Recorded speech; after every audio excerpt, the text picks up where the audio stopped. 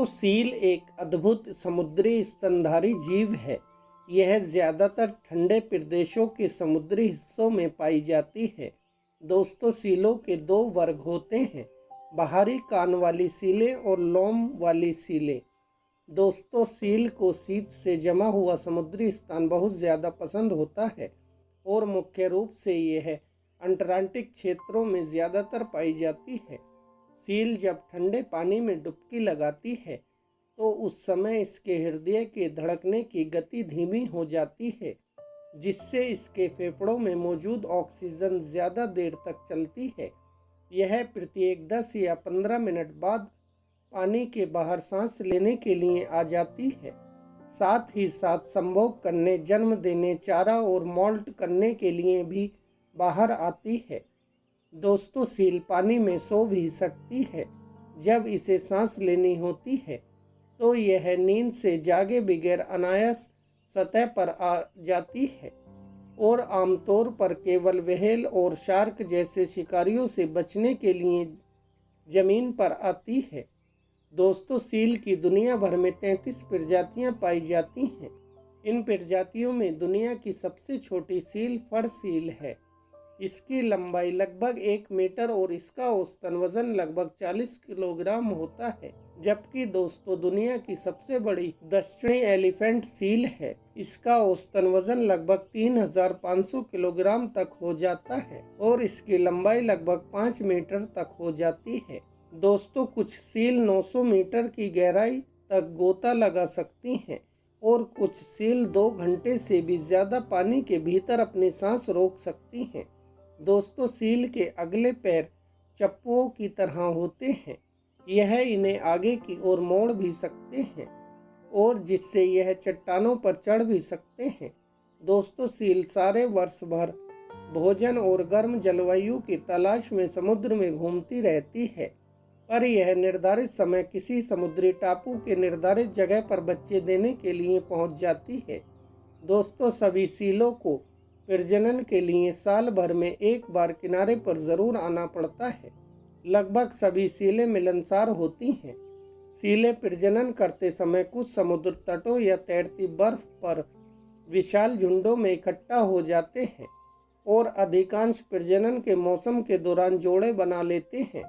लेकिन कुछ प्रजातियों में, जैसे कि फर सील, ग्रे सील और एलिफेंट सील, नर सील मादा सीलों के हरम पर भी कब्जा कर लेते हैं और अपने प्रतिद्वंदी को अपने क्षेत्र से दूर भगा देते हैं। दोस्तों, सील का औसतन गर्भकाल लगभग 11 महीने का होता है, जिसमें कई प्रजातियों में निषेचित अंडे के विलंबित आरोपण भी शामिल होते हैं। मादाओं को जन्म देने के तुरंत बाद फिर से गर्भवती कर दिया जाता है। सील के पिल्ले खुली बर्फ पर या बर्फ की मांद में पैदा होते हैं। इसके बच्चे जन्म के समय लगभग 8 किलोग्राम तक के होते हैं। मादा सील पानी से बाहर रहती है और अपने पिल्लों को पालते समय भोजन नहीं करती है।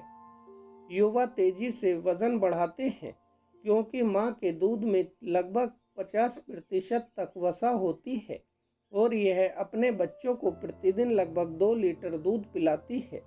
जन्म के पहले साल में बच्चे का वजन तेजी से बढ़ता है।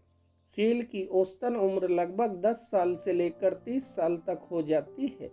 दोस्तों, सील की उम्र और इसके शरीर का आकार इसकी प्रजातियों के अनुसार अलग अलग होता है।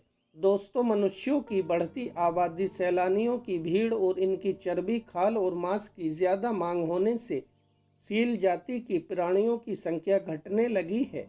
उदाहरण के लिए, सील और जल सिंह एक समय ऑस्ट्रेलिया के पश्चिमी तट पर बहुत ज़्यादा थे। इनके लिए ऑस्ट्रेलिया में संरक्षण उद्यान भी बनाया गया था। ऑस्ट्रेलिया का कंगारू टापू पहले जल सिंह की वजह से ही सैलानियों को आकर्षित करता था, पर अब सीलों की घटती संख्या की वजह से यहाँ का आकर्षण कम होता जा रहा है। इसी टापू से यूरोप के लिए सीलों के मांस, चर्बी, खाल आदि का निर्यात होता है। दोस्तों, सीलों पर मनुष्यों ने बहुत अत्याचार किया है। इन्हें चर्बी और खाल के लिए लाखों की संख्या में बड़े ही निर्दयी तरीके से मारा जाता है। इनके नवजात शिशुओं तक को भी नहीं बख्शा जाता है। इस हत्याकांड की वजह से बहुत सी सीलों की संख्या बहुत ही कम हो गई है और यह प्रजाति अब विलुप्ति की कगार पर खड़ी है और कई प्रजाति विलुप्त भी हो चुकी हैं। दोस्तों, मनुष्य के अलावा सील के और भी दुश्मन होते हैं। इनके दुश्मन सफ़ेद भालू, किलर व्हेल, शार्क मछली होते हैं। कभी कभी तो सीलों के शरीर पर शार्क के कांटे के निशान भी दिखाई देते हैं, जो शार्कों के साथ हुई भयानक मुठभेड़ की जीती जागती छाप होती है। दोस्तों, जानवर बहुत ही भोले और असहाय होते हैं। इनका सहारा बनो। दोस्तों, हमेशा याद रखो, जानवरों से प्रेम करो, क्योंकि दोस्तों जानवरों से प्रेम करने वालों का ईश्वर हमेशा भला ही करता है। धन्यवाद दोस्तों।